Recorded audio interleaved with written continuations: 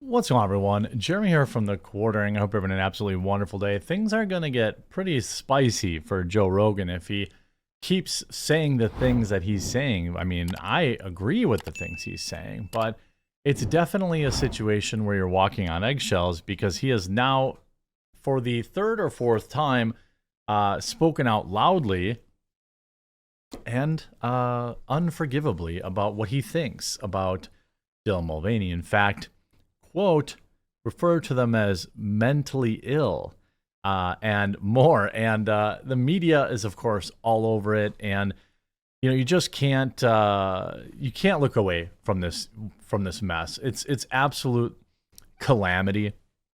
The whole thing feels like this whole like pushing of these individuals that get everybody riled up.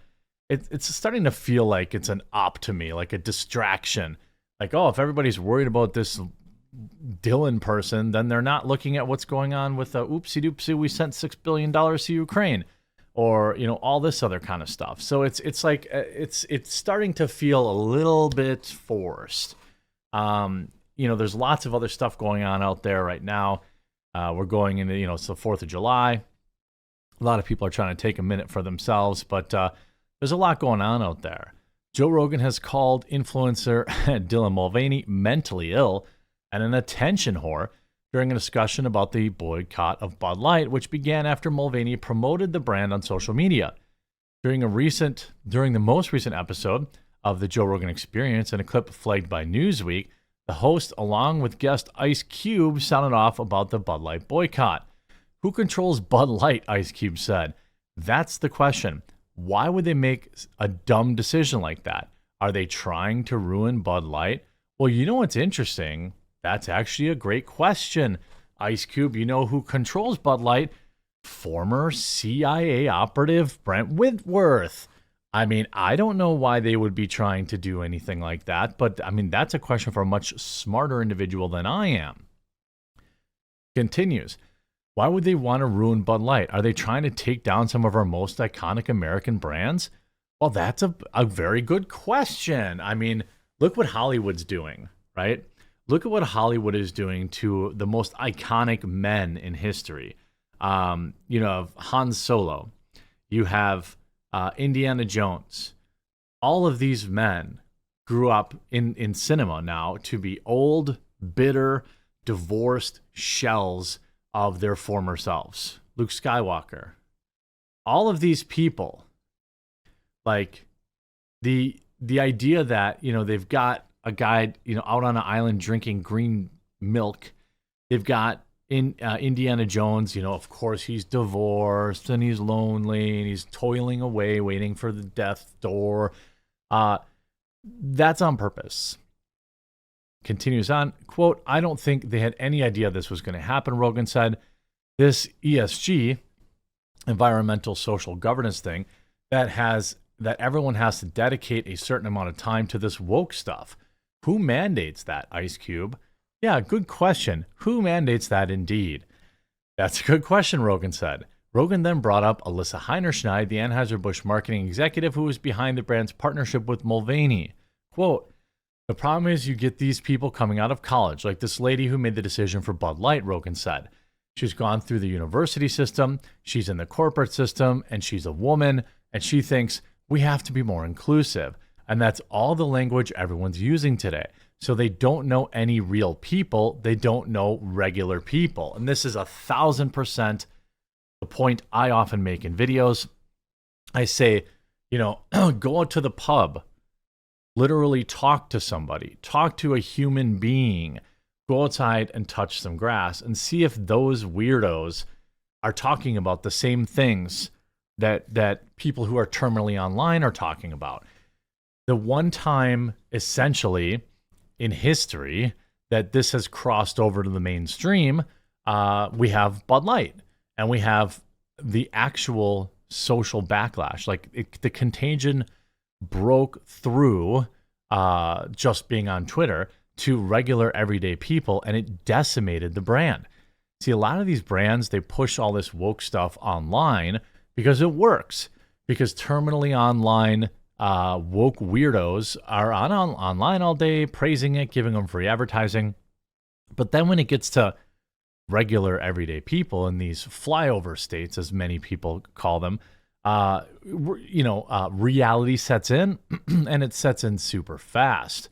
Quote, they have no idea if you take a brand like Bud Light, which is known for blue collar drinking people, they like to effing watch football and drink Bud Light.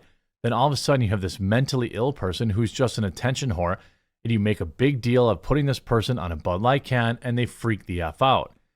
This is not the first time Rogan has called Mulvaney an attention whore. During an April podcast, Rogan said there's like interviews with this lady who's the head of Bud Light, talking about why they did it, what sort of odd frat culture attached to Bud Light, dismissing the people, like the humor of the people that like Bud Light.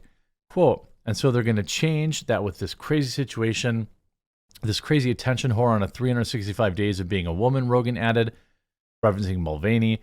It's so stupid and cliche. It effing hurts my feelings. It's so dumb. This company is in deep S, bro. Rogan and Ice Cube proceeded to discuss the backlash against Target over its annual collection of Pride merchandise. Target lost billions of dollars, Rogan said. People are sick of this stuff. They're sick of social things like this that are controversial getting stuffed in your face and where you have to accept it. And people are like, I don't want to accept it. I'm just here for effing toilet paper. I mean, and that's the long and short of it, isn't it? And that's why I started coffeebrandcoffee.com, by the way. Promo code FlavorBurst. Still good for 10% off site-wide. I picked the most generic name possible so that my brand could stand on its high-quality products. And over 5,300 customers have reviewed our product, and we have an average review score of 4.8 out of 5. Give us a check. I'll leave a link in the description to check it out. Again, I've often said, and I will continue to say, that I don't think that, roasting Dylan Mulvaney does anything other than, can be funny, because there's going to be another Dylan Mulvaney. There's an endless supply that, in my opinion, of people that are literally being created by TikTok, literally being farmed and created by TikTok because it rewards this kind of stuff, right? It rewards it with internet clout, internet bonus points, fame, endorsement deals. The more outlandish that you can get, the more wild you can get.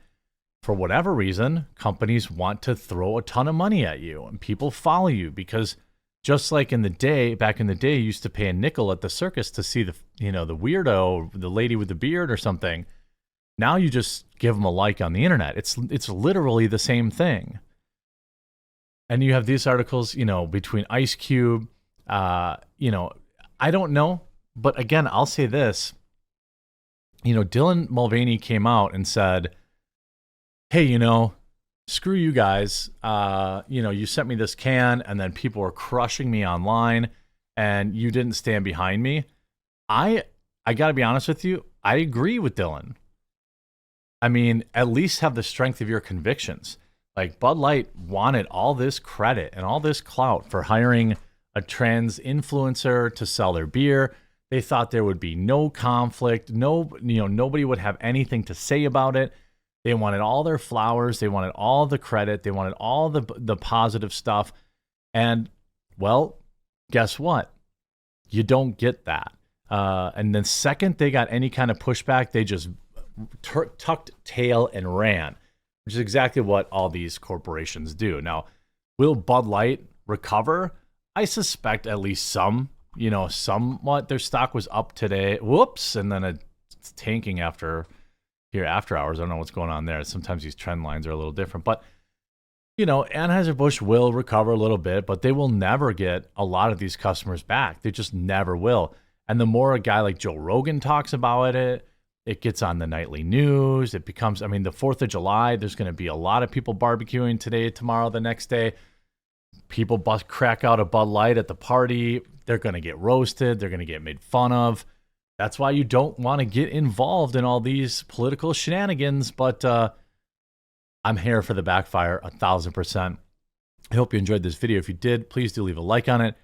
Please do join me on my daily show over at Rumble, which will be linked in the description. It's at noon Central till 2 o'clock, Monday through Friday. Hope to see you there, and we'll talk to you again real soon.